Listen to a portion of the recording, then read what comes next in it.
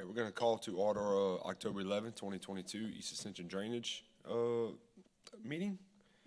Call to order. Ms. Secretary, please note that Councilman Turner, Councilman Ogeron, and Councilman Mason are absent. Everyone else is present. I will ask Mr. Cagnolati to lead us in invocation and the pledge. Let's prepare ourselves for prayer. In the Father, Son, Holy Spirit, amen. Heavenly Father, we offer you all of our works, joys, and sufferings of this day, because we believe in you, love you, hope all things in you, and thank you for all of your blessings. We're sorry for offending you and wish to forgive everyone who has offended us. Lord, look on us and leave us with your peace, your courage, and your humble wisdom, that we may serve others with joy and be pleasing to you this day and every day. In your Son, Jesus' name, we pray. Amen. Pledge allegiance to the flag of the United States of America and to the republic for which it stands, one nation, under God, indivisible, with liberty and justice for all. All right, moving on to item number 3, public comment period. Anybody, any of our citizens would like to comment on any of our agenda items, please come see Ms. Leslie. Get a green or red card. She'll help you fill them out. Item number 4, acceptance of minutes of our August 3rd, 2022 meeting. Motion by Mr. Robert, a second by Mr. Wagaspack. Any objection? Hearing none, so moved. Chairman's reports, announcements. I just have one. Mr. Turner is not here with us tonight because he made me wear that EAE jersey last night, and I told him he could not attend. Moving on to item 6A, general business. Oh, I'm sorry, and thank you, Mr. Lambert.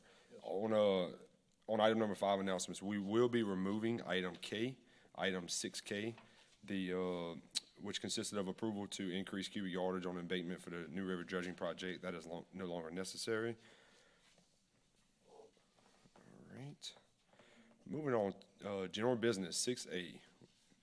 McKinley Creed update on our Rhonda Place task orders. We have Miss Kimberly Cole here with us. How are you, Miss Kimberly? I'm good. How are you? Doing good. I have a presentation that I'll try to be quick about to give an update on our findings of our Rhonda Place evaluation. So as y'all may recall, there are outfall Rhonda Place. It's split between Black Bayou and Henderson Bayou. As it is today, Black Bayou is in pretty good condition. The subdivision connectivity to it is in good condition. However, Eric Drive's connection to Henderson Bayou has silted in over the last few years. So we performed 2 separate evaluations, one on the Henderson Bayou connectivity, starting with Eric Drive because that was the more pressing need, and then we focused on Black Bayou after we completed that. Our recommendations are to reestablish connection between Eric Drive and Henderson Bayou, to replace the culverts under AP 929. I'll try to pull it from here. Okay. To install a buffer swale in between the school board property and the subdivision, and then lastly to perform an evaluation of the subdivision to determine if there are any structures that are undersized or damaged. If you may recall, we did replace or recommend the replacement of one of the structures that went under Eric Drive. It was crushed, so that's where that recommendation came from, and it was also sides. So we thought that that might be consistent with the rest of the neighborhood since it is an older neighborhood. We provided a plan set for the parish to utilize to make the improvements on the connectivity to Eric Drive. This includes replacing the crushed culvert under Eric Drive, installing a subsurface system to connect the drainage along Eric Drive to the Henderson Bayou lateral, and regrading the Henderson Bayou lateral because it has also silted in as time has gone by. Just a zoomed in of the northern end of that, that's the drainage layout. It is on the school board's property, so that's a component of this, is that it'll have to be easements given by the school board to put the drainage through there, but we thought that that would be the easiest route to not have to go through private landowners. Recommendation is the AP 929 culvert replacement. When we were working on it with the high school, we noticed that those structures were set incredibly high. They're actually higher than the upstream culverts in Rhonda Place. We also had a suspicion that they were undersized, so we evaluated the culverts in a HEC-RAS model and upsized them to double 5x6s. They were a 60-inch and a 72-inch pipe in the existing condition, and we also lowered it by roughly a foot by looking at the downstream most crossing, or the next downstream crossing in the channel, and determining how low we could bring it without impacting downstream. We evaluated it for the 10, 25, and 50-year storms to observe reductions without having any negative impact downstream, and we did see almost an 8-inch reduction in the 100-year event by upsizing and lowering these box culverts. Lastly, the buffer swale between the school board property and the homes on Elise Avenue. The school board or the high school itself is completely self-contained in its design for drainage. However, we thought that this would be a good way to ensure that the rear of the lots along Elise Avenue have connectivity to the two outfalls. So the next steps moving forward, we did submit technical memos for both the Henderson Bayou evaluation and Black Bayou, as well as the plan sets for Eric Drive. So the next steps would be to coordinate with the school board for the easements so that the parish could install and make these improvements. And then, as you were referring to in the transportation meeting, Councilman Lawler, we were communicating with Joey on our findings, and they have already ordered the 5x6 culverts, and that'll be part of the mill and overlay of AP 929, which is anticipated to take place early next year.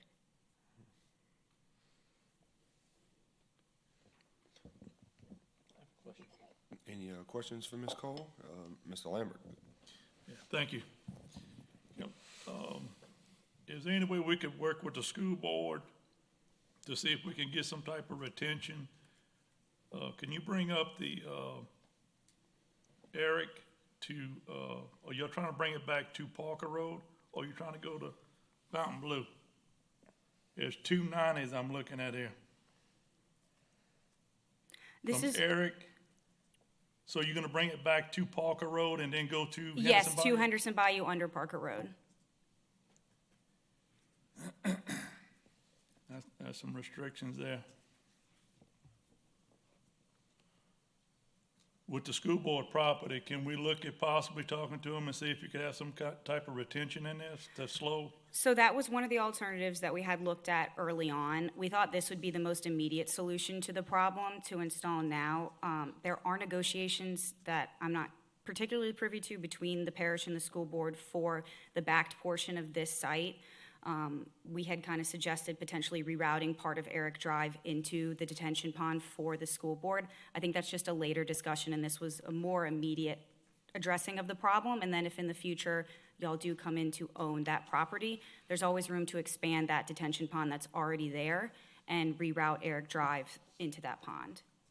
I'm looking for all the help we can get for Rhonda, but we dumping into Henderson Bayou, which is overloaded as we speak. So any relief you can get on a time to slow some of this down, getting into it, it would, I think it's gonna help everyone. Thank you. Mr. Lawler? Actually, I had a question. You mentioned the overlay of 929 and Parker Road. Is The it mill and Parker- overlay of just 929. Oh, just of 929. So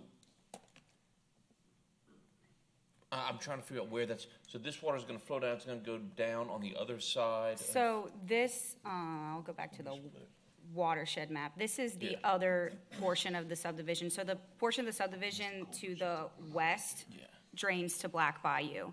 And so they're impacted by the culverts under AP 929. Okay, and it's my understanding that we've been in talks with the school board, though, not just to mill and overlay it, but to add a central. So this is two separate projects. I believe the parish received a capital outlay grant to mill and overlay. I think Joey left, Yeah. so don't quote me, but I believe they received a grant to mill and overlay 929, which is taking place now. In addition to that, there is the widening of 929 associated with the school board parish cooperative endeavor agreement.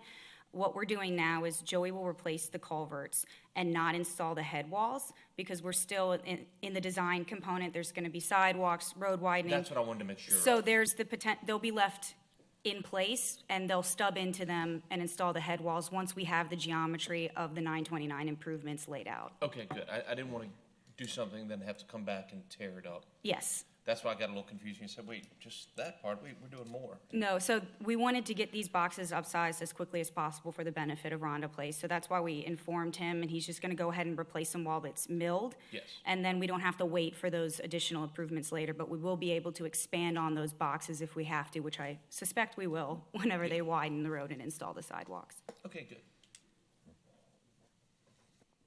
Any other questions for Ms. Cole? No, hear none. Thank you. While I have the mic, Thank I you. did want to call attention to Laurel Ridge levy extension and just state publicly that the solicitation for the RFQs for fill pre-approval is out by the Pontchartrain Levy District right now. So if there are any potential borrow pits that are interested in supplying fill for the levy, they should go obtain this RFQ and submit their qualifications to us so that we can vet them, and then their name will be on a list of pre-approved borrow pits for use on the levy. Sounds good. All righty. Thank y'all. Can you send us this? Do we have that on our system? It's on Civic Clerk. I just The can't. reports are in the packet. Okay. Okay, yeah, I'm there's just having The trouble full pulling reports, things up. yeah. for some two reason. technical memos, and then Ron has the PowerPoint if you want the I can PowerPoint forward too. the PowerPoint to the board, but the true Yeah. reports are in the packet. I'm just having loading issues. And then there should also have been a plan set submitted for the Eric Drive improvements. All right, thank you, Ms. Kimberly. Moving on to item 6B, approval of substantial completion of MBPS Mechanical Fabrication Services with Delcom. We have a motion by Mr. Weisbach, a second by Mr. Cagnolati. Any questions? Any objections? Hearing none, so moved. Thank you, Dean. Great job again, Dean. Item 6C, discussion approval for Ordura to present justification to install sheet piling and concrete pad for debris removal, crane support, and erosion control on the suction side of pumps 6 and 7. Mr. Dean. Unfortunately, Joe couldn't be here tonight.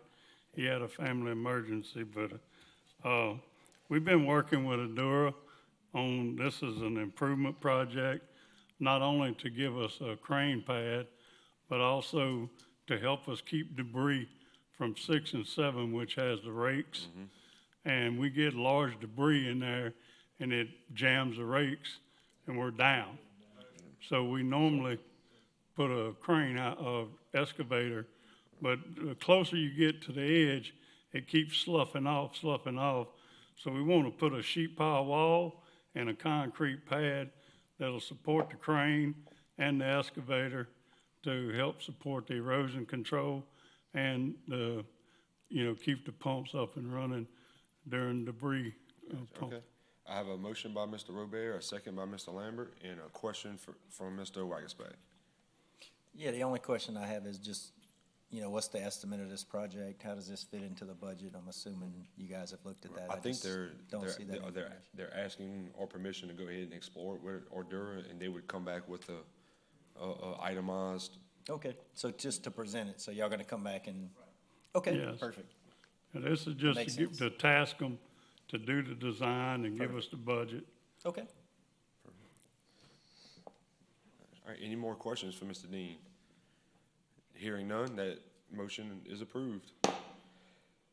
Item D, discussion approval for Ordura to present justification to remove a portion of the levee in front of pumps 1, 2, and 3, discharge pathway to reduce back pressure, erosion, and improve discharge flow. We have a motion by Mr. Robert, a second by Mr. Wagasback, and this is on the discharge of pumps 1, 2, and 3. Yeah, if you Well, ever been out there, It's got the that 1, 2, and 3, 45 they discharge against the bank. Right. And that causes them to turn and swell. And when we're in a high pump situation, it actually puts back pressure on the pumps. Gotcha. As well as it's eroding the bank. So we want to take that big dirt pile, cut it down, and cut an opening where when we get up to 3 foot, we actually pump over and go straight into the swamp. Gotcha, okay, great. We have a motion by Mr. Robert, a second by Mr. Lambert, Mr. Wagasback. Any objection, any more questions? So moved. Thank y'all. Thank you. Item E, approval of CEA with the church in Santa Monica to utilize existing field mitigation storage credit through a parish drainage project in exchange for donation of property for regional storage on the property located at 39171 Highway 42 in Prairieville. And we have a few gentlemen who are gonna present, Mr. Bill Dawson, Mr. Sturmer, and Mr. Murphy. And we have Mr. Sean Yeah, and Sherrill. we also have Mr. Sean Sherrill, who's gonna grace You us might with as his. well come on up, Sean.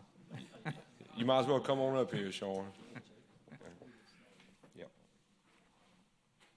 Okay, thank you, Mr. Chairman. Yeah, before we get started, Mr. Wagenspect has a question, if you don't mind. Sure. Yeah, just housekeeping wise, since we submitted this to approval to submit it to the full council, so is this just another discussion tonight? Because it says approval of it, but it still has to go in front of the full council, so just a housekeeping thing. Let's see. I mean, I'm fine with discussing, I'm just saying, I think it's already, I mean, technically, it's already going to the full council for approval. Clint has a question. If I may, if I may intervene here, Okay. John Paul. there's a lot of moving parts to this thing. It has a drainage component, it has a sewage component, which involves the parish. And so everybody needs to agree on the project. So we're here for drainage approval on the drainage portion of the CEA.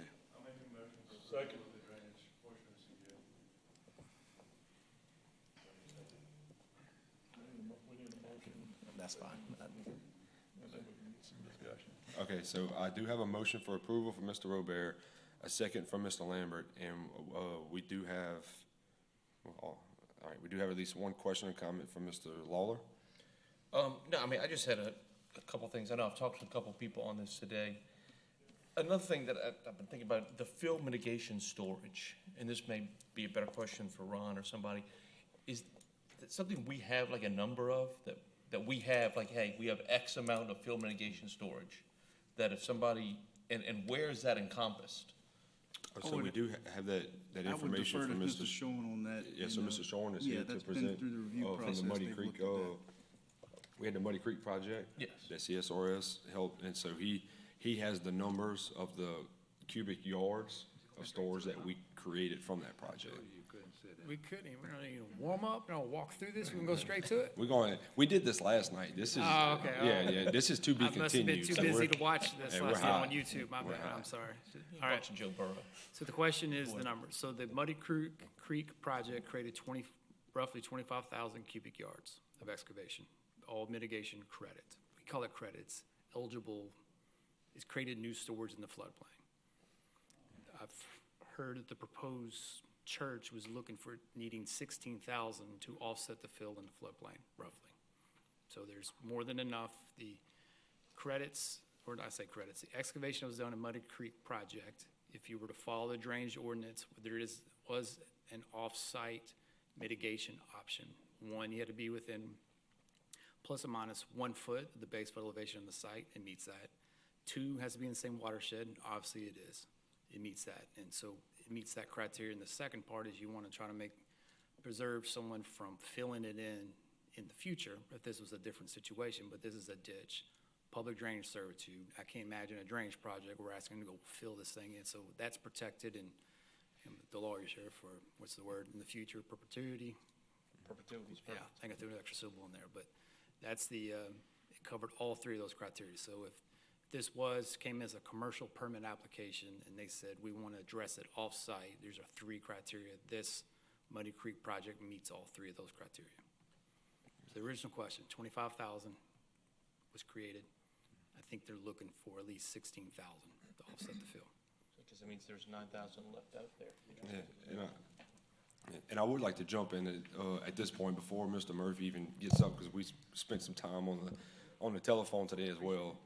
So in the CEA, so what they're looking for, they're looking to take advantage of 16,000 of the 25,000 cubic yards we have available, and in exchange to buying those credits, what they're doing is donating in exchange to 7.3 acres of land to Ascension Parish, of which they will put a small retention pond on, but it will allow us the option out of that 7.3 acres.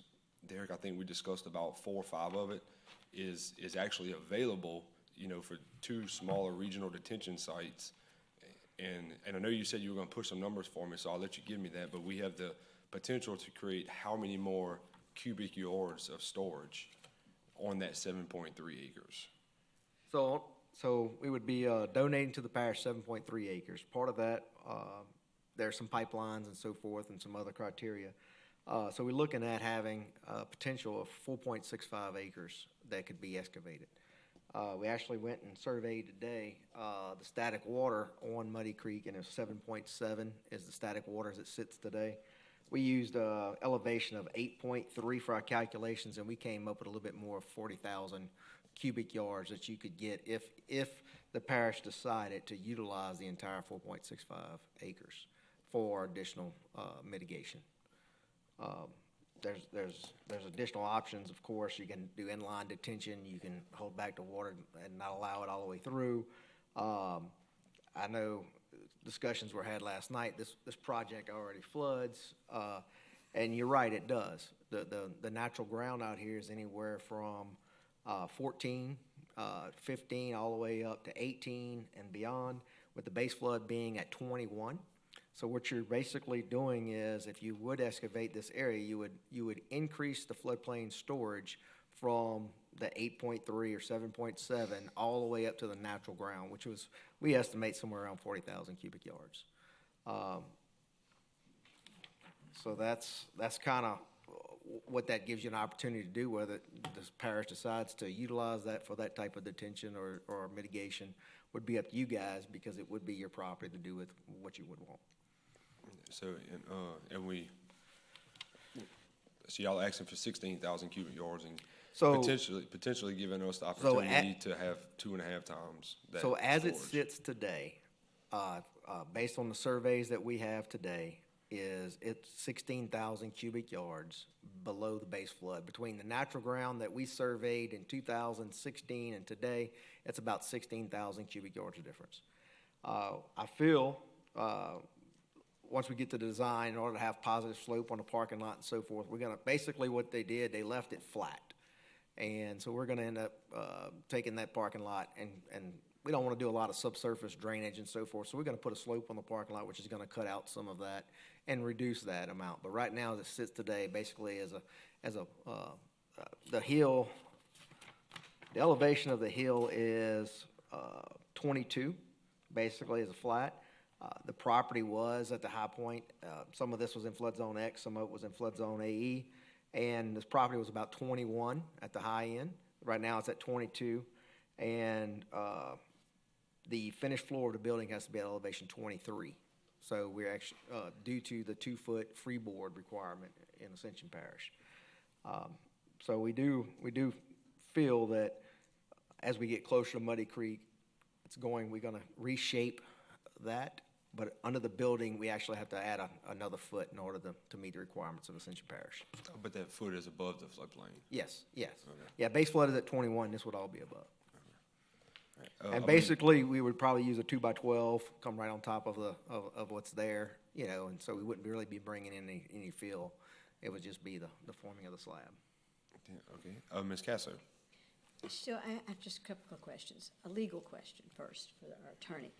So is this an act of donation, or is this a trade for mitigation credits? The property coming to Ascension Parish? There's a lot of moving parts to this thing. There was a road project for widening Highway 42, and the contractor on that project used this location as a staging site. And there was a lot of fill material that was left there as a result of that.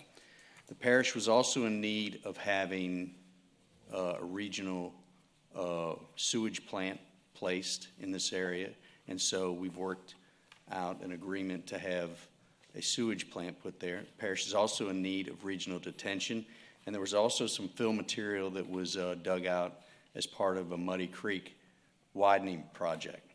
And in conjunction with all of those public projects, the church has agreed to donate land to the parish in a public-private partnership.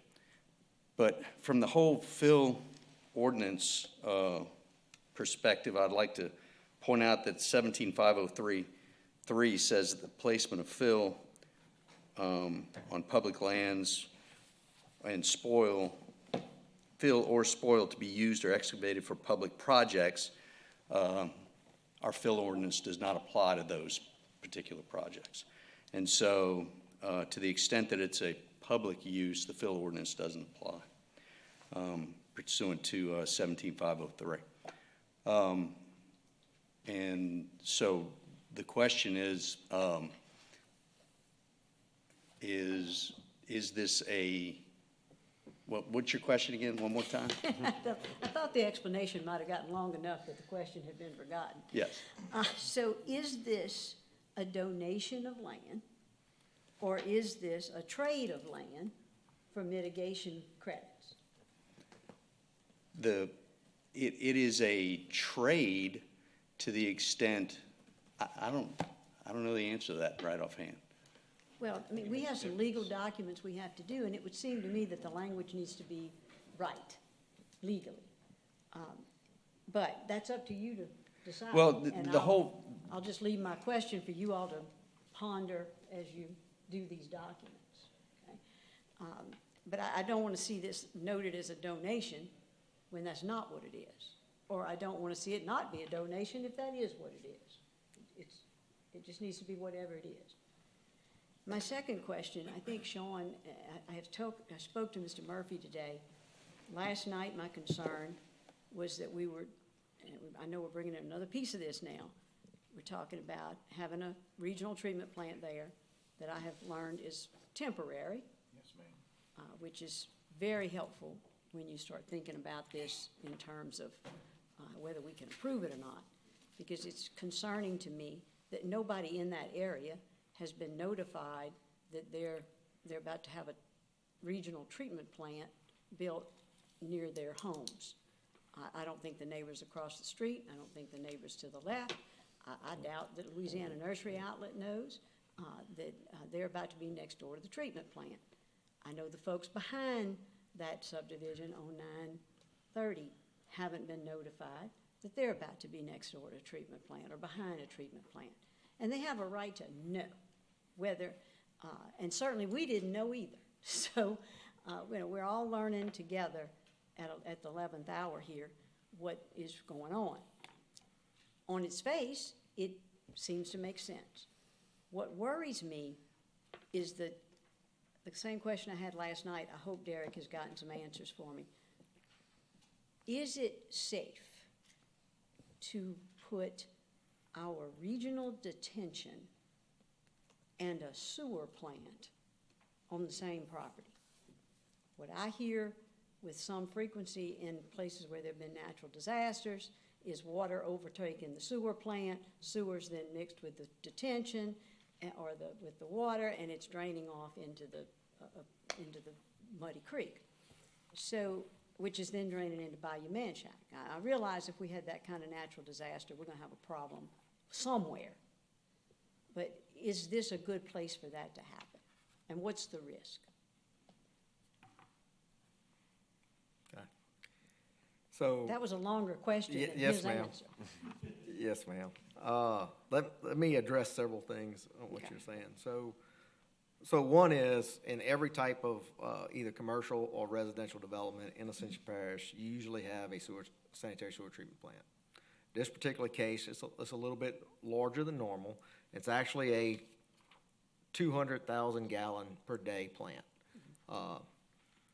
It is, the plant itself is about 100 by 133. It's going to be sitting on about 2/3 of an acre. Per section 174046 of Unified Development Code, it talks about when you have a community plant, you have to be at least 100 feet from any residence out there. When we're looking at putting in a plant, that was one of the first things that the staff looks at to make sure that we're not within 100 feet. So we did a study today. The closest building, closest residence to even this property, not just the plant, but the property, was 328 feet, with most of the residents being well over 500 feet. So we far exceed the minimum requirements, at least by 3 times in one instance and 5 times in all the other instances. So we feel that we could have put it in other locations, but we felt that this is the right location from the existing residents, that it gave us the most cover from those residents. Did find out today as well that this plant will have some freeboard, I think close to a foot of freeboard from a 100-year storm. I know you were concerned about that yesterday. As a matter of dealing with DEQ and looking at the stringent TMDLs and the treatment, when you look at this kind of plant and having the sludge holding and the amount of the standards that this plant has to be, because it's going into Bayou Manchac, is above and beyond just the average plant out there. It has probably one of the most stringent discharges in the state. Anything in Bayou Manchac, as you can imagine.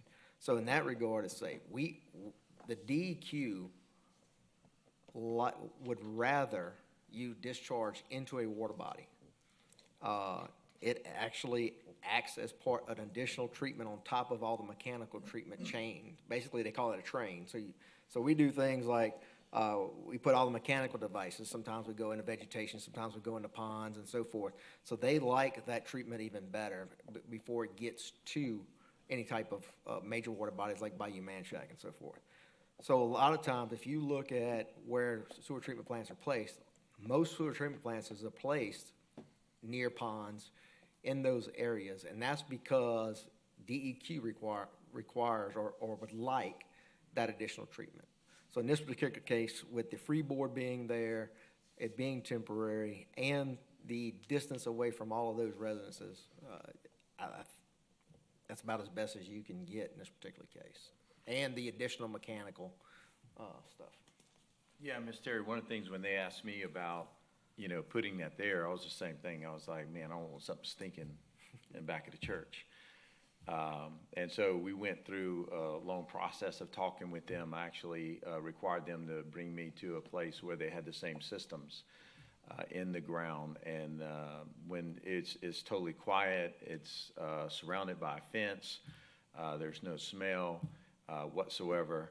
And it would be very similar going into any kind of subdivision, and they have them in all the subdivisions. It's the same type, except this one's even more extreme and even a better type.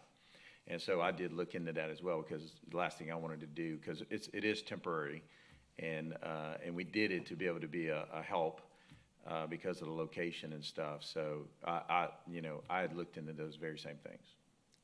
Thank you so much. Now, back to my other part of my question. Is it safe? Yes. Okay. We're not looking at an environmental incident here where we No. have retention and now it's in the sewer plant. No, ma'am. Okay. All right. Thank you very much. Very thorough answers. Appreciate it. Mr. Lawler. First of all, Pastor Sturmer, you answered my question about the sound, because I was thinking about that for the church also. The sound and the smell. I don't know what the negotiations were with NWI, but I know we do have neighborhoods where the sound is obscene, extremely loud. So as long as that's been worked out by y'all and y'all are comfortable with it, that's a major part of it. Same with the smell. That was my question. Yeah, because it's hard to be heard saying the word of the Lord if you got yeah in the background, and that's your ultimate goal there. More of a kind of going back to some of the legal question. This seems to be not a donation. Not that there's anything wrong with that, but legally, this seems to be a contract, and there's an obligation on both sides, meaning that we have to get fair value. And we know in the past couple of months we've heard about giving things away that our parish government not having fair value, not knowing what the fair value is. That goes into the fair value of the credits, and that's part of the reason I was asking about the storm credits. The fill mitigation storage credits.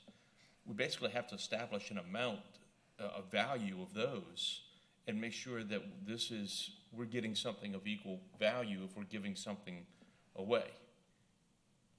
And I'm not sure the contract does that. Can anybody tell us what the value of the land that's being given away versus the value of the fill mitigation storage credits?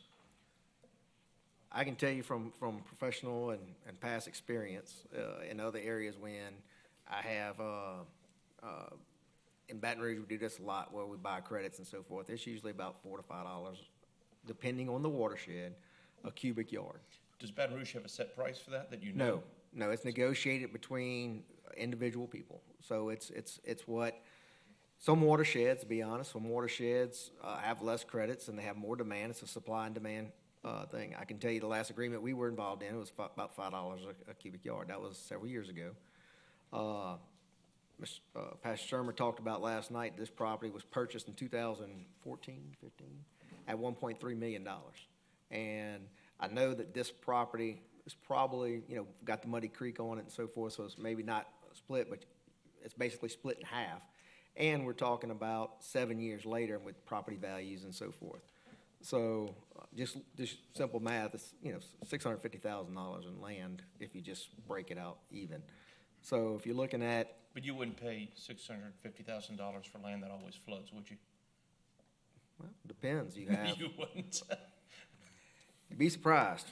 But I agree with you with that. But what I'm saying is there's a value there. I don't think the values are in the same realm, no. Okay, but we need to be sure that if we're gonna approve this, we've already had some issues, with giving away things that are not the proper value. We've gotta make sure we have the proper value here, because this is not a donation. This is, one side is giving something, the other side's getting something. They have to be of comparable value, I think, so we don't have any legal problems with this. And once again, not there's anything wrong with doing it, but we as a parish government can't get in trouble for giving away something way below value. If we don't know what it is. If I may interject here, I agree. I think this needs to be rewritten. Yeah. It's not a donation. There's mutual obligations, and there needs to be a quid pro quo. What I could do is rewrite it for the next council meeting, and then bring it back to drainage next month. I think drainage can possibly even approve it now, but Yeah, it has to go to utilities. I think that's. Yeah, that so was- if you want that's to the way approve it's it, back. if you want to approve it now, subject to it being rewritten. No. What's that? Oh, no, never mind. I'm sorry. And so, that way it doesn't have to come back, and then you get final approval at council. Yeah. Mr. Wagensback. Yeah, so while we're cleaning it up, John Paul, I had I'm not a lawyer, but, so it seems incorrect that, if you look at this agreement is by and between the following parties. You list Ascension Parish Government and the church in Sanamon. However, if you look at obligations under the church, the first 5 bullets are between the church and NWI. That kind of seems incorrect. Shouldn't that just be a separate CEA between? There is a separate CEA that outlines that, and Parish is not a party to that. It's my understanding that. So wouldn't these 5 bullets be Right. taken out of this agreement? Right. Okay. It's I those know obligations. semantics, but I mean, if we're trying to get it right, I just wanted to make that comment. Well, the obligations are what the church is saying is that they are going to negotiate with NWI, which is now taking over sewage for the parish. And so the church is committing that they are going to do the regional sewer with NWI. But if that's the case, shouldn't NWI be listed in the parties? You could do it separate, you could do it together. I'll look at merging them together and whether it needs to be done. I'm just asking a question. It seems incorrect that they're not listed as a party, yet there's some things that they're saying they're gonna do with NWI, which. Well, I think that we just take the NWI stuff out of this CEA with the parish because there's already a lease agreement between NWI, just like we talked about last night. It's already been executed because we were out of time and we needed to go forward because they needed to move forward, like with Prairieville High School and so forth. So those agreement, and it's pretty extensive. Yeah, that's all. lease. They just seem So out I of think we place just need to here. take That's the all I'm saying. NWI language out of this and then have it between the parish and deal with the drainage. They've already done those. They've already done those obligations. Maybe we can get you a copy of that and circulate it to you. Oh, man, I'm just asking for just consistency, so. Right. If I may, or we can put it as an addendum on the end because it was part of the overall movement of why we're doing what we're doing. To make it all work. We're trying to make everything work at one time. And then also on the credits, if you did them at $5, it would be 80,000. And I'm pretty sure the land, 7 acres of land plus the frontage down and all the back would be there. So that's just FYI. Yeah, my question was just for consistency, so. I do whatever have you one quick decide, question. that's your call. All right, I'm done. Why would this even have to go to Ascension Utilities Committee meeting? That's where it did start, actually. It's been there already No. to The meeting approve, got canceled. but what So we- affiliation does, We have a separate agreement on the utilities part about this, on the sewer treatment. A separate agreement that hasn't been brought to a committee or to the council that talks about what the parish's obligations would be and what NWI obligations would be to participate in this sewage treatment plant. but that doesn't have anything to do with the field, This with the doesn't field have credits. that, this doesn't have that. This language specific in it. document. This is strictly this was intended to transfer the property. All right, Mr. Robert? I wanted to make a couple points. First point, to address Mr. Lawler's question as far as the value. I was thinking the same thing, and it kind of clicked in my head when he was talking about it. It could be as fair as they need 16,000 mitigation credits. The property that they are donating as an active donation is potentially, or a potential site for 40,000 mitigation credits.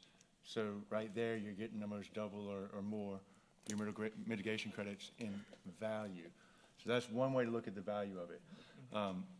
As far as the trade or anything else, I mean, because of where the property is in relation to anywhere else in that zone, I feel like the mitigation credits would be equal in the future, just because you're still going to need it around there.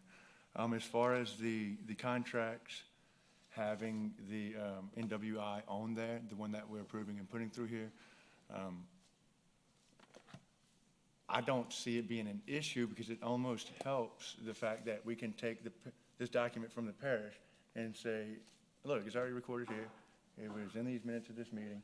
It's there, as long as legal can make sure that it's not anything that'll mess up our contract. I feel like in these situations, the more specific of different parties' duties, the more necessary, whether we're saying obligation or not. So maybe if Jean Paul could put some type of thing like that together, like y'all were saying for before the actual council meeting, we could go ahead and push it through tonight. But that's all, only questions or only comments I had. Mr. President, have you been trying to speak? Am I just ignoring you, or what? No. I don't see a dot up. That's fine, that's fine. I agree with you, it doesn't have to go to utilities, it's only if the council or the board decides it needs to. It does not have to, it can go straight to the council, as any item can skip a committee. The second thing is, yeah, we can do a quick appraisal, and so we can show just value of the property being donated. It's real easy. We can do it, we can put an express on that, and that way we have a number, and then the attorney can make sure that he gets with Patrick and the auditors to ensure that there's no discrepancy with value, and that we are receiving something of greater value, which I believe is gonna be the case here, but at least we'll have the documentation and the auditors sign off on it, and then that'll clear us of any of those questions. But I do wanna say, I do appreciate, Pastor Sturmer, and because not only this is a drainage issue, it's also a sewer, and we all know the capacity issues along 42 and where this is at, and I know Mr. Bill Dawson has been working for those solutions for a long time, and this is that solution to temporarily get us where we need to be until that regional system runs up 73 and connects into 42 and eliminates this problem completely. But this is the best solution that we could possibly come up with in order to create additional capacity so that Highway 42 could continue to grow and add businesses and residences, because we're at capacity now. As you all know, we're overflowing capacity, actually. So this is one of the true solutions. And so I do want to thank the church for their donation, working with the parish to ensure that we're solving two of these problems, which are serious in nature. So thank you. All right, Mr. Lawler. Sean, I want you on this one. You were the only one that didn't get the email today from some of the homeowners surrounding this area. One of their big concerns is flooding. Since the dirt has been put on that property, they've had increased flooding. I've actually seen it with my own eyes. It goes much farther into their yards towards their houses than it ever did before. is this going to improve that, or is this gonna worsen that? That's one of the reasons that I was so hesitant to support this before, because there was no answer on that until last night. All right, so the question is, right now, when it comes to elevating, changing, modifying the land, is what you see out there is what you get. Muddy Creek has been already widened. The land has already been filled. Other than Derek, when they do the design, they will go around the perimeter of the project and do it through a normal drainage study process. They haven't submitted a full drainage study yet.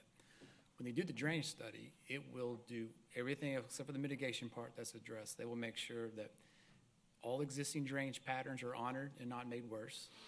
All the water that leaves their site will be designed and collected in a way. Let me ask this, when you say not made worse, though, I'd say it was worse. made We worse use- when dirt I would was say put on the existing, and property. this is, engineer talk here in Yeah. Florida. So the entire part of the drainage ordinance is not to adversely impact, you define what adversely impact is, to increase runoff or to prevent or block any, contributing, drainage patterns on a project.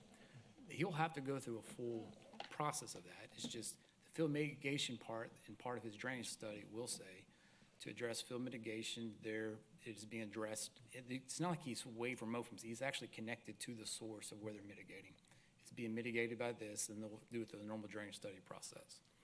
So there will be more improvements than what you use at the site that you see today. There'll probably be perimeter swells. There'll be some other things to make sure any water that was coming towards this land, they may not have thought about it now. It's probably just level the area out. They'll be taken care of. And we designs the parking lots and everything else. You make sure he's sending them all straight over to Muddy Creek than rather than run around the perimeter ditches. Okay, because there is a concern by those citizens that live around it that this hopefully won't make it worse. My goal is that this will make it better. Yes, I would be very confident we'll make it better, knowing that this isn't a fully developed site yet. A fully developed site has to do additional drainage features specific to those around the perimeter of the property. Don't the new code require like a 50-year storm to a 90% of a 10-year, something like that? So Yeah. we would be reducing that flow leaving the site. Okay. And then the retention pond that would be dug by the parish is definitely, Yes. that's going to be double the credits. Yeah. Like, that is the hardest part. That's kind of why we're here tonight, is before, we didn't have those answers for the citizens. And their question was, is this gonna hurt us? And I said, I don't know, I have a CEA that they're expecting us to approve. So it looks like this could benefit them. From what I'm hearing, that the sewer plant will not affect them with smell. It won't affect them with sound. This could be an overall a good project for the area. That's what I'm gathering from people that know a lot more about this Yes. than I do, and that's mainly those two Right. guys. And one other feature, they could have gone the route of saying, since, we learn about detention ponds, sometimes they do multiple things. The same source does multiple things, detention and a part of your field mitigation problem. They got the field mitigation problem solved. They are still committed to doing a detention pond to offset their runoff. So it's not like they're using this, in my opinion, they could have pressed it and saying, mitigation, it's just a drop in a bucket, but they're still committing to limiting their runoff to more, or limit it to a smaller amount than what's existing condition. Yeah, no, that sounds good. And the only reason I was saying this should go to utilities is originally, when it was in utilities, I asked why it was in utilities, and I was told that it had something to do with utilities. So nothing's changed, so it seems like it should go to utilities. That's why I was saying that. I mean, and it's still got, why don't we look at how it's rewritten, and if you take the utilities portion out of it, from our standpoint, I'm talking to Jean Paul now, then if that part's taken out, then it wouldn't have to go to utilities. But if it still has stuff with NWI in it, then it needs to go to utilities and get its approval there, which is only, you may be on a rush, but like 2 nights from now. Mr. Lambert. We'll look at all that.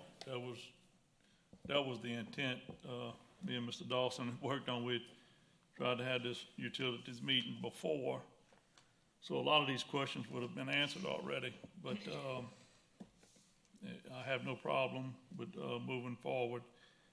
The only thing I have shown is the box covers that we put under Highway 42. Eventually, all this has to go you know, on Highway 42. You know, when you get to that point, I'm pretty sure we doubled the capacity of those box covers that we put. So I'd like to hear a little more conversation on that. Okay, so. And as far as the retention, is it 4.6 acres that would be dug, or is it gonna be more? No, the 4.6 acres is what could be dug if the parish came in and wanted to do a full mitigation. The detention pond would be basically just what was required in order for the church to be built. So what we had talked about was, let's put it on the property to 7.3 acres, because the parish is gonna go dig out, or possibly dig out anyway. So we're gonna put it on there, but it's probably gonna be somewhere, if I had to guess, between 1 and 2 acres. And it's not gonna be to the depth that it would be for a major mitigation or detention project for this area. So it's just gonna be meeting the requirements of the Unified Development Code of today, just for the church construction. And your question about the culverts, traditionally on a major highway project, they always over-design crossings to a much higher design frequency than what you would want for the development. Just because of imagine the burden of actually having that's major waters coming through, your road could be acting as a levee, and then if you had to repair it, all the traffic that would be impacted if you had to repair a culvert. So they're not even allowed to discharge that amount of water more than existing to even get to a point to impact in those 42 box culverts. That's what I wanted to hear. Especially with them committing to a pond just to take care of their needs, while the parish has the potential for more ponds above and beyond that in the future. Great. And just one other thing on the wastewater, I'm glad the parish president brought out, you know, this Highway 42, this was almost a deal of sewer to nowhere.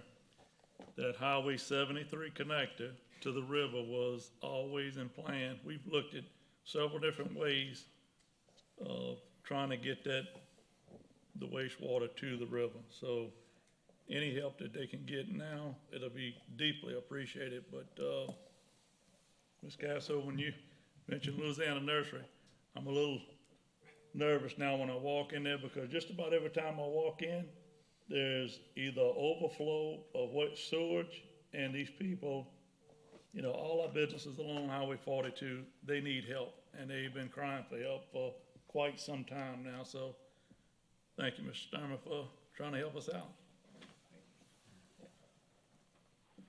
Ms. Casso. Yeah, I certainly want to issue my thanks. Mark, I'm sure you never knew it would be so hard to give something away. But, you know, we do, or to trade it or whatever we're going to ultimately decide it is in the legal department. But thank you all for coming tonight, for helping us to understand. And I want to thank Derek for taking my call today, and certainly for sorting through my questions with me. Thank you so much, Derek. I really appreciate it. And so thank you again, Mark, Pastor. We really do appreciate it. We hope it sounds as though we are going to solve a problem, but it's certainly our obligation here to make sure we don't create one. Yeah. Thank you. You don't want to be a bad neighbor, and I know that. Thank you so much. All right, so I did have the original motion from Mr. Robert with a second from Mr. Lambert, and we are going to ask Mr. Jean-Paul Robert, not Mr. Joel Robert, to clean this language up for us before we bring this back to the full council. Just decide what we want to do with the utility aspect of it, leave it on there, take it off, and then the full council can go ahead and decide once and for all the other final language in the CEA. So if there's no more questions or no objection, everybody's good? All right, motion so moved. Thank you. Yeah, thank you all. All right, item F, renewal of master task, order contract for professional services for drainage engineering and support services in the amount of $1 million to be shared between the following firms: Ames Group Incorporated, Ordura Group, LLC, Atlas Technical Consultants, BKI, CSRS, Evans Graves, GEC, H. Davis Cole, Hartman Engineering, Infinity, McKim-McCree, Meyer Engineers, PEC, and T. Baker Smith. We have a motion from Mr. Wagaspack, a second from Mr. Cagnolati. Any questions, any objection? Hearing none, so moved. Item G, approval of amendment number 1 to the master contract for surveying services to extend the contract term through October 1st, 2023. This is only to complete the current projects with no additional tasks. We have a motion from Ms. Casso, a second from Mr. Lawler. Any questions, any objections? Hearing none, so moved. Item H, renewal of task order contract for wetlands delineation and permitting services with ELOS Environmental. We have a motion by Mr. Lambert, a second by Mr. Cagnolati. Any questions, any objections? Hearing none, so moved. Item I, renewal of a task order contract for professional services for design and related services with Ordura Group LLC in support of the Ascension Parish drainage pumping stations through October 8th, 2023, in an amount not to exceed $500,000. Motion by Mr. Cagnolati, a second by Ms. Casso. Any questions, any objections? Hearing none, so moved. Item J, amendment number 6 to master contract for professional services with H. David Cole and Associates LLC for the New River Canal Watershed Project to extend the contract term for an additional year through November 2nd, 2023. Motion by Mr. Cagnolati, second by Ms. Casso. Any questions for Mr. Cole? He is here, patiently waiting. No? All right, no objections? So moved. Thanks for making the trip there, Miss. Patiently waiting. All right, item, item K, which we removed from the agenda earlier. Item L, approval to enter into a contract for the instrumentation and integration work associated with Fish Bayou, Frog Bayou Control Structures, SCADA at the base proposal price of $21,938. We have a motion by Ms. Casso, a second by Mr. Lawler. Any questions, any objection? Hearing none, so moved. Item M, approval to accept a bid submitted by CLM Industries LLC and authorize the parish president to enter into any applicable agreement or contract for water-based threat removal of trees from East Ascension Consolidated Gravity Drainage District Number 1 and Ascension Parish Waterways. Mr. Ron Savoy. No, this is just actually a new company. This will be replacing the Chem Spray South contract. We had to re-RFP that, and they won the bid, and we're looking to go into contract with them for that service. One thing we did leave off, the budget on this was not to exceed $200,000, and that's normally what we'd had in place with Chem Spray. All right, we have a motion by Mr. Robert, a second by Ms. Casso. Mr. Wagesback has a question. Yeah, so Ron and I were discussing this earlier. I just wanted to make sure, so it's a not to exceed, but we're not amending. This is just to accept the bid, so I would assume y'all would come back later to present the contract. This actually does ask to give the parish president the authorization to execute a contract. It'd be a task order contract. Okay. And we will not task any work unless we need to do so, Okay. that our crews can't handle. It's just for the areas within the basins that are downstream and that low-lying areas where we can't get heavy equipment to. We need this type of contract to keep those areas open, which also proved dividends of value whenever Hurricane Ida hit. We were able to go right to work on some of that stuff, and these guys are capable of doing it. Matter of fact, they did the cleanup for Iberville Parish in Hurricane Ida for that parish. So, reputable source, and we look forward to working with them. No, and it was a procedural thing that I was asking you earlier, so I was just asking, do we have to put a not to exceed, or that would be in the contract itself, I'm assuming, John Paul? You can amend it and put it in now if you would like, but yeah, it'll be in the contract. I think we need to amend it now. Yeah. Otherwise, we're just giving authority to make a contract, and it doesn't have to be in the contract. So if we want it in there, we'd have to amend it. Yeah, I think you go ahead and So amend it. I'll make a motion to amend. I do have to make it. Either way, I'd make an amended motion to add language that says not to exceed 200,000 to this contract. That'll be just fine. If the need comes up, we'll come back to the board for an amendment to add funds if we need to. Thank you, guys.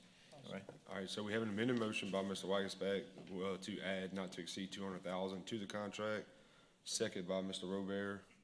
Any more? Oh, I'm sorry, Kay. You had a question. Yeah, Ron, Is there potential for any of this for reimbursement if we're using it to clean up after Ida? We're actually done with the IDA's work, but if we were to get another hurricane, Okay, so there is potential for reimbursement. potentially, yes. Okay, that's all. Thank you, Mr. Chairman. All right, any objection to the amended motion? Hearing none, so moved. Item N, approval of Public Works construction contract with Pelican Underground LLC in the amount of $162,945. CIPP install approximately 252 feet of 48-inch liner and cleaning of lines to accept CIPP not to exceed $245,000. Mr. Ron. Again, guys, what this is the, dealing with sinkholes and existing infrastructure within servitudes and subdivisions. This has been a problem area in Manchac Plantation, and we just cannot get this thing to fix without going inside the pipe. So that's what this bid is for. You may ask why the additional funding, is we really don't know exactly. We feel confident that the quote will be executed and will be fine, but there may be additional work needed. We didn't want to have to come back if we have to do more work than what was in the proposal once he gets inside the pipe. Mr. Lawler. I guess that was my question. This is for that subdivision? Is this only that subdivision that we're doing it in? Yes, this particular line is in Manchac Plantation. It's the main drainage line that comes out of their pond, I guess you'd say paralleling Perkins Road and goes up to Bayou Manchac. But the pipes are so deep and they're right next to homes and whatnot, and there's no way to do anything of the repair other than going inside the pipe. Yeah, it's pretty cool. Okay, thank you. Did I have a Oh, motion? I have a motion. I'm Okay, sorry. yeah. I'll make a motion to move that. I have a motion by Mr. Lawler, a second by Ms. Casso. Any objection? Hearing none. Chair will entertain a motion to enter executive session. Motion by Ms. Casso, a second by Mr. Cagnolati. Would everyone please vote to go into executive session?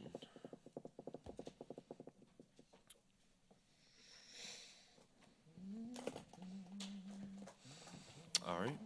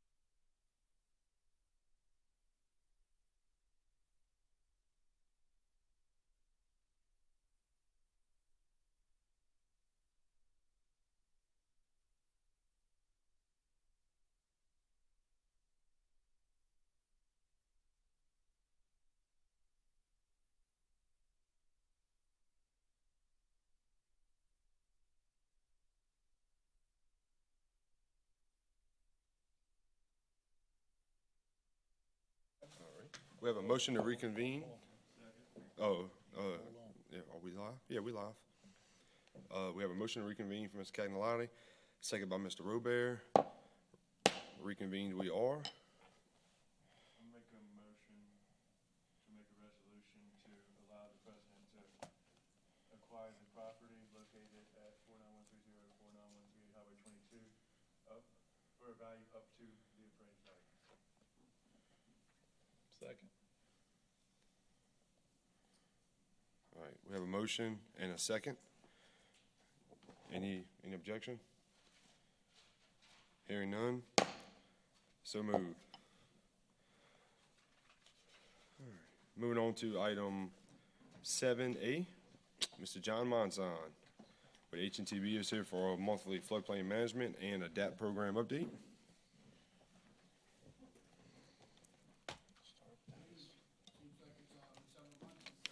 Had to give you guys an update, but I'm glad to be here again tonight.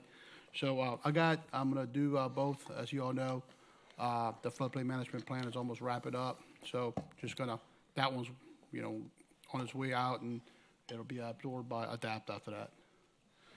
So, on the floodplain management status, here's the top 30. These are the 30 projects that made the list based on the prioritization tool, and the prioritization criteria, which is listed there. A lot of that criteria has to be in there, just because of some of the federal grant requirements. It looks better when you take things into consideration like enhanced mobility, equity, environmental impacts. This is what the project locations look like by basin. Just the way it broke down. Bayou Manchac has 8, Marvin Bro has 10. Again, Marvin Bro is the largest basin. Henderson Bayou has 7, and Bayou Conway has 5. On the ADAPT side of the house, we successfully put together an RFQ to request professional services to get engineering services to do the design for the Marvin Bro levee enhancements, which includes the Marvin Bro pump station, Marvin Bro West levee, Marvin Bro North levee, and the Laurel Ridge levee. That advertisement closes on the 13th, which is on Thursday, if my calculations are correct. And then the submittals will be taken in. They'll be graded by a nominating committee, and then a selection will be made at some point in December, I'll take that back. Some of the other things that we're working on ADAPT, Henderson Bayou Pump Station Safe House application that was turned in August is being currently reviewed by FEMA and GOSEP. Bayou Conway Pump Station expansion, we review and continue to review 90% plans, working with Infinity on modifications. We spent pretty much like the last month preparing budgets and schedules for capital drainage projects, helping out the parish with the budget. And then we've also been looking at the grants for ADAPT projects. Once the FMP projects get turned in, these are your top, not the only ones, but these are some of the top sources. BRIC, Building Resilient Infrastructure in Communities, that application opened up last month. It closes on January 27th. There's about $2.295 billion available. And so that would be one that we will certainly tap into. Hazard Mitigation Grant Program, there's some available funding right now currently due to Hurricane Ida. There was $2.484 million in the first installment and $4.72 million in the second installment. If there's any applications, we're working on one right now. That application will be due November 27th. Infra, which is national significant multimodal freight and highway projects. There's about $7.25 billion available over 4 years, so fiscal year 22 and 26. As far as drainage projects go, those may not be as relevant as some of the other ones. However, if there's a drainage project that crosses a highway, there may be some synergies there. And then RAISE, Rebuilding American Infrastructure with Sustainability and Equity, $2.275 million available. I'm sorry, that's a billion. Fiscal year 22, minimum grant is $5 million, especially in urban areas, and $1 million in rural areas. And statewide flood control, $200 million available every year. Pre-applications are due May 1st of each year. And so that's certainly another venue that we could tap into. And that concludes my my update. If you have any questions, I'll field any questions. Mr. Wagasback. Yeah, just I don't think this is a question for you, maybe a question for administration. Can we take these presentations and somehow put them on a website so that people can go back and look at them, like the project list? We have a lot of good presentations in our meetings, and sometimes they don't get transcended into an agenda where somebody can go look at them. So as soon as we get the board to review all 30, and we get that solidified, and get y'all's approval on moving those, we're gonna create the website, be part of ADAPT, and so that information will all be available. I hate to do it if y'all choose to swap out a project, or you just don't feel like that this one, meets the criteria or something. So soon as this FMP is finished, and we start switching over to ADAPT to fund and create these projects, then we'll certainly have the website through the ADAPT, and it would just be just like Move Ascension, where they can go in, check statuses, see what's funded, see what we own, and get ready. Yeah, I didn't mention that, but we have met internally with staff to see what they would like to see on a dashboard. And so that is our intent through ADAPT, to create a dashboard where you can go in and look at all these projects and progress. Could you send the presentation just to the board? Yeah, I certainly can. I have it, but I'll forward it, yeah. Okay, thank you. And I would like to add, so as soon, so we have our monthly steering committee, I think next week. I believe so, yeah. And then so once the 30 projects, once staff and HNTB, feels really good about the 30 projects, I would really like for the commission to make best efforts, and I'm asking a big favor of Mr. Monzon and staff is I would like to actually meet in a few subcommittees to where everyone can really review the 30 projects. You can look at the ones in your district. That way, if you have some major concerns that maybe aren't on that 30 list that you think maybe it should be, with another project, in your area that isn't. But before we approve it and really make it public, I want to, our steering committee meetings are very fruitful. So, and especially with the 30 projects. So I'd really like everyone to take the time, hopefully like November, December, maybe between those 2 months, we can, arrange 2 or 3 meetings and have commissioners attend if possible. So one last thing I also forgot to mention is that that list of 30 is going to be reprioritized based on cost-benefit analysis, which you didn't see that cost-benefit analysis, but we're cranking it out. Right. Yeah. And I would tell you my favorite aspect of this entire process has been is completely data-driven. I've been in 90% of the meetings the last 18 months, and my district might have the fewest projects out of all of them because there's so much necessity elsewhere. So those benefit cost analysis, that number next to them all really, shows the big picture. Yeah. So, November, December, I want everybody to try to find a couple of days to where, we can sit down with HNTB, with Ron and the parish president and all them and kind of look at these 30 projects. So I just want to make everyone aware of that. Mr. Lambert, you have a question or comment? And again, all I'm looking for is turning dirt days. And I know we talked about this, but not only all of these other things have to come into play, but core permits that we already have on the books.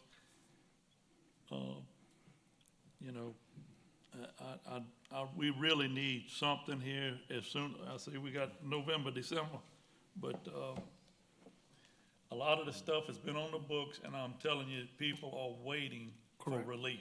So anything we can do to speed this up, we need to do it. Thank you. Mr. President. Yeah, and so as we review the projects and we put them in the order for which we can attack them one by one, it will be whether we own the property already, whether we have permits. And so that is going to be ranked to see, on delay. So we can move on some almost immediately based on that information. And of course, funding.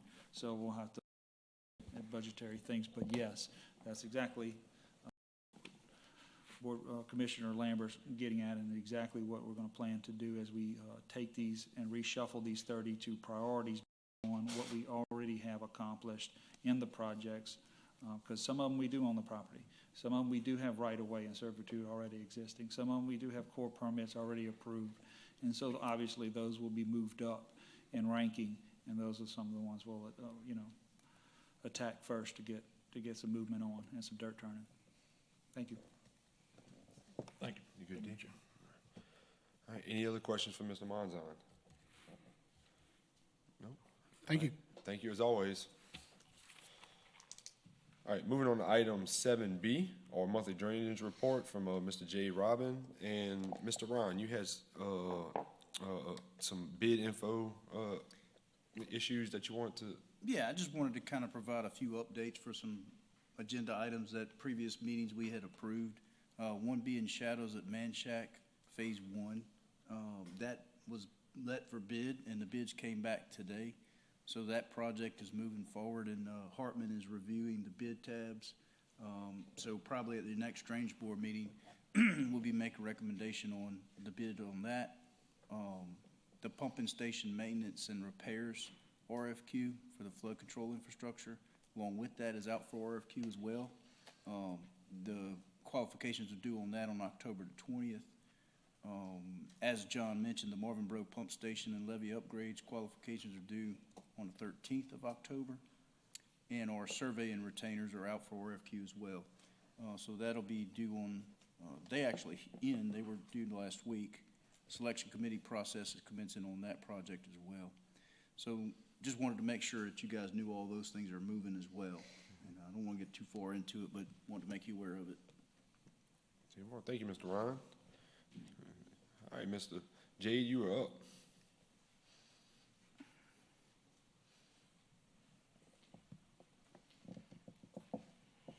Good evening, Mr. Chair, Board. Good to see y'all. It's been a while. So we got August and September report. Guys, we turned a lot of dirt during these months. You'll see in his report. So I'm going to go through them pretty quick. It's getting late, but it's a pretty good slides. A lot of tree removal still going on. This is mostly just monthly things that are falling. Maintenance from our waterway crew. So you'll see a few in New River. Little old Jefferson Highway, some more New River. Continuing our roadside ditch projects. These are all done by work order. Residents place in, so they're prioritized by, how they're affecting those residents. So a few shots of that kind of work. You can see the extensive work we did here and what value we brought to off of Church Point Road there. Off-road at Bro Street. Installed a little maintenance culvert to allow our vegetation crew and our drainage crews to work these off-road ditches. We do that from time to time. Culvert maintenance crews, we're hitting these things pretty hard, documenting failed culverts, sinkholes, things like that. Pretty good program. It's working. I know y'all have heard me brag on it from month to month, but it really is working well. We've got areas we've helped even with some very bad culverts, just getting them unblocked and letting that water flow. More culvert maintenance, which is opening up those ends of the culverts. Not a fun job, but boy, I tell you, it really hurts. It really helps. Cannon Road, during the process of repaving this road, had a little issue, emergency job, found a culvert issue below a driveway that was keeping some sewer from backing up in a resident's home. So very proud of our crews for getting out there after hours and taking care of that resident. Replacing a little driveway, common job there. Sinkhole repairs, and you can see, guys, just like all over the parish, we have some of that older metal corrugated pipe. So that is a very, very common job in our parish. So a few more sinkhole repairs. This here's one that y'all guys voted on, and I'm sure the sheriff's very happy to have seen this. This went on at the rifle range, over off of St. Landry. He waited a long time for this, so we're proud to say that Mr. Jamie's group did a wonderful, beautiful job and did a wonderful job representing you guys, helping another parish agency. Bayou Goudin laterals. You talk about turning dirt, Mr. Dempsey. I noticed it in your district, but man, I got to really say our major drainage crew, we're doing maintenance sweeps of this whole area. And guys, look at that work. Look at how that water's going to flow. Look at those culverts there. I went and took pictures of these, and I could not find them, and it just kills me. But that culvert was 50% blocked before these guys came in. And It is just, to go out there in person, these pictures do it no justice at all. The residents, I can't say enough about the residents in those areas. Those guys have worked with us very well, so I want to thank them while we're on record for working with us. This is a lot of work. This is one system, and y'all note that. We will be working with our parish staff and of course, y'all guys to see what system we go to next. But I do want to make note that we looking at this system-wide. We're not just going in and digging one lateral. But a ton of work's been done there. Shooting range, y'all guys remember a couple months ago, y'all voted on this. Look, we came through for y'all. Jamie Brown's crew did a wonderful job. That was a little shot of before. That was some during. Ran into a little issue where it wasn't quite as much as we talked about, but working with the parish president and our commissioner here, we were able to get it taken care of and get the permissions to go further. But I want to thank y'all for that, because I'm sure these kids are going to get a lot out of it, and this group deserved it. But that'll give you a little idea of the yardage. And we did take this field from one of our parish lots. So it didn't come out of ditches, didn't come out of nowhere else. It's good clay. Completed work orders. A year so far, in the 9 months we've been on this work order system, we've had 1,321 work orders that have been entered into this system. Right now, we've completed 636 work orders, about a 48% completion rate. I've found, and you can, I present it, and you can see to the right on the completed work orders.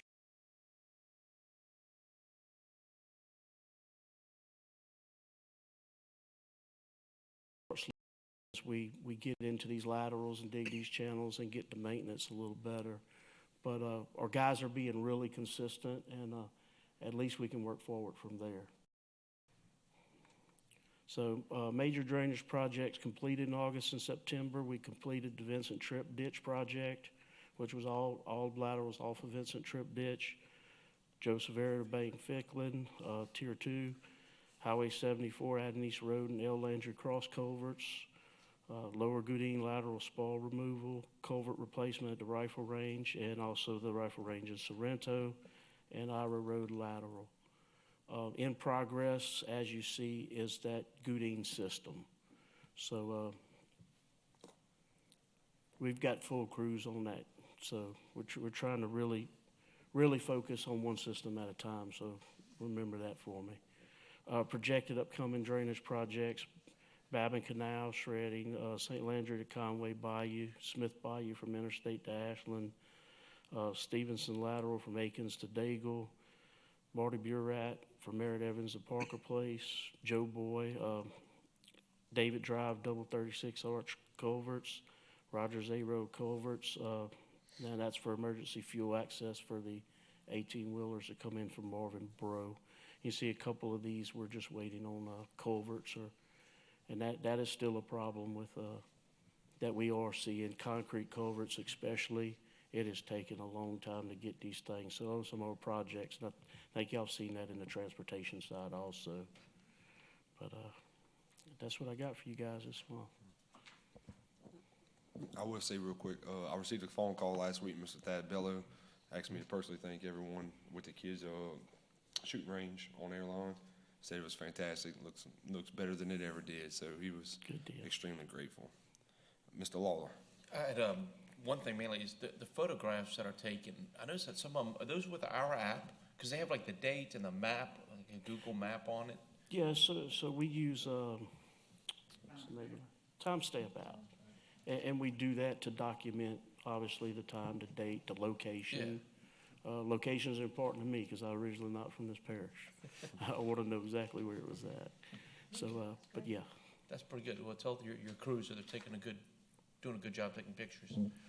Absolutely. The guys doing that, and I mentioned to the man right next to me that my favorite road name in Ascension Parish is Bang Ficklin. I don't know who he was. I'm sure Dempsey knows him, was related to him. So he'll have to give me a little education on that later on, but I love seeing that on there. Mr. Robert. Right next to Norwood Road. That's right. Yeah, it is. I just had one question, and I've kind of touched on this question before. The work orders and what we have complete and what we have out of the year, is there any way out of the complete orders we can categorize the ones that, you can't really say that didn't meet what the people wanted, because I guess which ones we didn't do anything out of all of those orders? Say we couldn't do anything because of right-of-way, or we couldn't do anything because we didn't have the property, or we couldn't do anything because of whichever reason. I'm just curious if we can start looking at that piece of the pie to see how much of those 60% that we actually did work. So you're heading in the direction that we've been looking at in the last month or two. Mr. Jarris has been working with us on that. So we have different task codes. So some of that gets put in a different task by that supervisor when they find out that same information you're asking. Then we can pull a report on it. Okay. But that's gonna, I'm gonna be honest with you, it's gonna take several months. We're more focused kind And I of on understand it'll priority be work. hard, but I was thinking possibly, even if you look at it from the different aspects of the labor, because you have your guys that go out there and scout the labor. So, that's not gonna be involved in that part of, did we spend money on this project? Because they're gonna evaluate it anyway. But maybe see, okay, well, if we have our grass cutting or our ditch digging guys, so we can put that labor to that project, and we can see, okay, well, this was done there. And, just an idea of how you could put some type of tameness to the madness. Just follow the money of it. Okay. All right, Mr. Wagensback.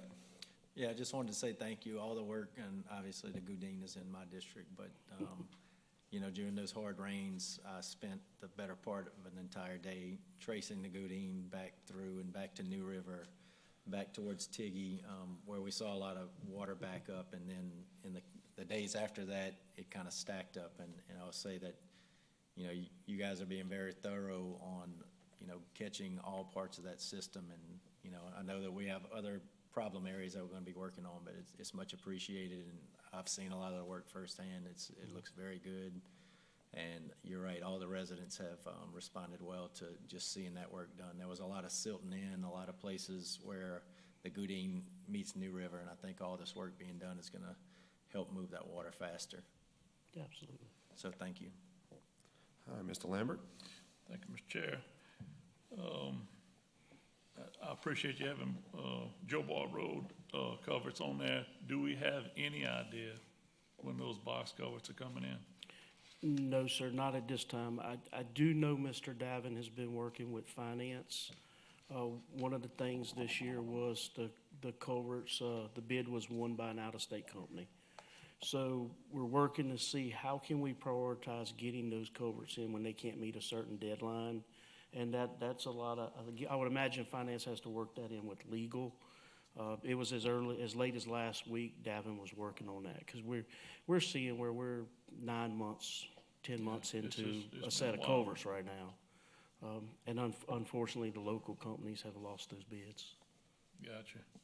The other thing was the Villa Galvez. Maybe Ron can help. I see we got Jade back. Few people here, if we can kind of see where that's headed. Hartman is pretty well wrapping up the bid package and the specifications on all three of those sites. What we need to do now is make sure and get with finance as far as the budget on that, DMC. We're pretty much ready to go with the plans and specs.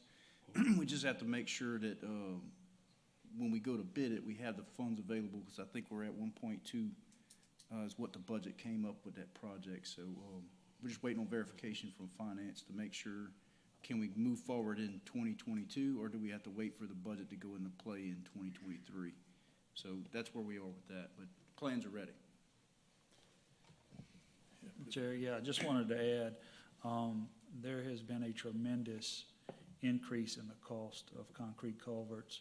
I'd imagine that's going to stretch into concrete lining. It's something that the board and administration have to pay very special attention to. Our revenues have not kept up with inflation, and so we're going to have to really, really look at how we stretch these projects and what these bids may come back. So it's going to be a challenge for us until either this prices come down or our revenues go up in order to keep pace. So I just want to make the board aware of that. I could just tell you that the cost per foot on the concrete culverts are astronomical. It's blowing our mind. on how much they've increased, even though gas prices have come down. It seems like there's a delay in the other products coming down, and they only keep going up. So it's going to be a challenge as we move forward in the near future until these revenues catch up or either these prices come down. So I just want to make the board aware of that. Mr. Cagnolati. Thank you, Mr. Chairman. No, I just want to kind of echo what Dow said. A lot of work going on in my district is not unnoticed. Everybody's calling and thanking me. And I also want to thank Ron personally and his staff for the quick response. We've gotten a lot of calls. You know, the weather's dry. Why aren't they out here working? But y'all have responded and gone to each individual's home in my district and spoke with them. So I just want to show my appreciation for that. All right, any other questions for Mr. J? No? All right, thank you, sir. Thank you. All right, item 7C, Mr. Johan, you are up. Our monthly vegetation report.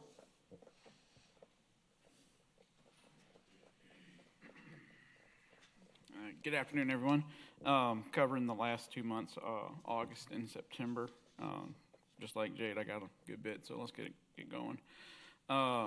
One last update for sandbags. The vendor has completed the 100,000 bags that we have ordered, and they're currently sitting all nice and pretty, wrapped up on pallets at Lamar Dixon, bar number 1.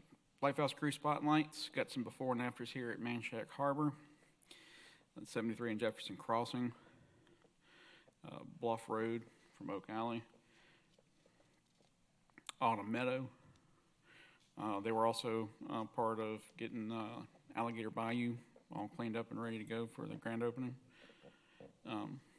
Spraying behind the work that they've been doing, because the significant amount of work that they do in the areas, we try to make sure we get herbicide on them. They're working with our litter crews down Cannon Road. And also Ms. Casso, this is 73 and 10. Yep. As you can see in that bottom right picture, the first servicing that they did back in September, they hauled off about 70 bags of thatch and stuff that they cut out of the medians. So kudos to them on that. And I think we only managed to break one window that entire day, so that was great. Quadrants, spotlights, mowing and spraying. Had guys in the northwest going down the KCS line between Duplessis and Post Office. Off-road on Ballpark. At the pumping station off Henderson Bayou. Going down 74 off the Les Chenier lateral. Did want to point out the orange tractor there is not stuck. That's just how deep they're able to get when the ditches are dry. They can climb right on out. Road spraying crew spotlights. I want to make sure I start mentioning them. I caught these guys working Jackson Street down in Darrow, getting everything sprayed down there. Also caught my other crew the other day. They were going down Moody Dixon.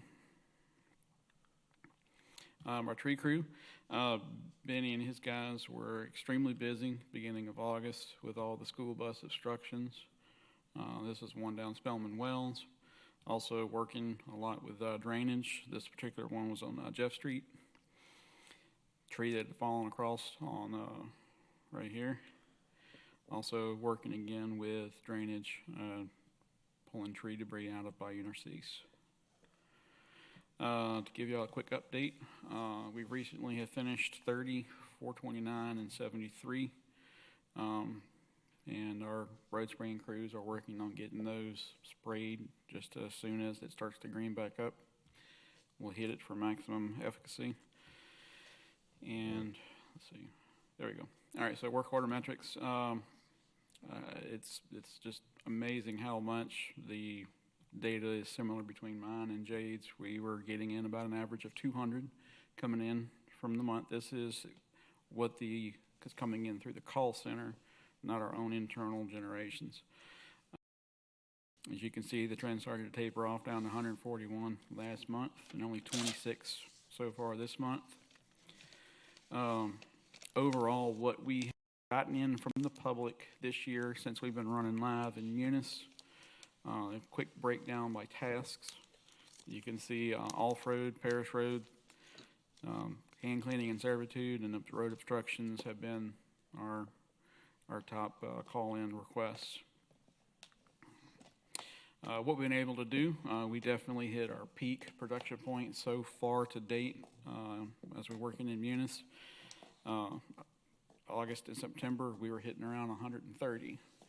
So if you remember 2 slides ago, what was coming in, it was about 200 something a month. Even at our best so far, we're only able to process and complete about 130. A quick status snapshot of what's up to date. That 57% represents about 680 work orders that we've completed so far since we've been in the Munis system since April. What we did just in August, there you go, seeing our road obstructions with our tree crews was out #1 with everybody going back to school back in August. Hand cleaning and servitudes and cutting off roads. In September last month, it's off-road, off-road, off-road, off-road. We've been doing nothing but off-road here lately. Completed work orders in October. Off-road's out in the lead again so far. Quick update for our Lifehouse contract. With what has been spent with drainage and vegetation, we're currently left at $295,000 left. For the overtime, I'm sure y'all have been seeing us. We've been out almost every weekend trying to get caught up. You can see where we were at taking care of 431 when we completed and finished up 42, 73 and 429. Recently finished 30. We started on Black Bayou this last weekend and still continuing into this week. We're still working on Black Bayou. Just to give you some numbers for my department, including all the call-outs during the week and on the weekends, the pumping duties that we have a few guys that volunteer, and our weekend cutting. These are our hours spent so far overtime in August, September, and October trying to keep up. Quick shots of when we were doing 431. Highway 42, 73. Here we are on 429, Highway 30, and this last weekend on Black Bayou. That's it for our presentation of these last 2 months. Is there anybody have any questions or comments? Any questions, comments for Mr. Lambert? Yeah, thank you. Also, I'm stuck on the Villa Galvez. If you don't mind, there was a couple of spots they jumped in there. I think it might have been it was with equipment, but there's some manpower that's needed in there as far as hand crews. Okay, on what part exactly, do you know? It's right what we've been talking about, where we're trying to do the improvement for the concrete structure, all the way back around to Smith Hart. Okay. And if they can finish that up, but want to send out a great thanks to all of the supervisors, right-of-way agents, all the employees. We are coming off one of the hottest summers that we've, I know I've had to deal with. Yeah, I also had a graphic I forgot to put into this. I was watching the weather before the shift starts, and WAFB had actually posted that this July was the top 10 in rainfall this year. So we went from so much rain we couldn't do anything to an all of a sudden dry spell. So we're making hay while the sun's shining. Hats off to all of y'all. Thank y'all for everything. Mr. President. Yeah, I just want to note that, conversations with Johan is to take advantage of this dry weather and sunny weather. So we got them working overtime on weekends. This is as we appear to reach the end of the growing season. This is where we catch work orders and start tying up loose ends. So as we go into winter, we have it all start back in January at 0 to ensure. So the spraying in spring is critical as we enter into begin to close out all those work orders. So you'll start to see that number dwindle as the growing season nears an end and we start entering into winter. We will have the majority of our crews start taking vacation as we approach the end of the year. And so we'll have some mixed crews and some shuffling some people around. But this is certainly the opportunity for us to catch up on a lot of work orders and close the end of the year. We've just been blessed with some sunny weather and lack of rain here. And so off-road has become a priority due to the fact we don't tear up too much property when we're in these dry phases here. And so that's why off-road has been a priority. But I want kudos to the vegetation crew for working weekends and getting it knocked out. So thank you. Thank you, sir. Any more questions for Mr. Johan? Hearing none? All right, thank you. All right. Thank you. I have a motion to adjourn from Mr. Robert, a second from Mr. Cagney.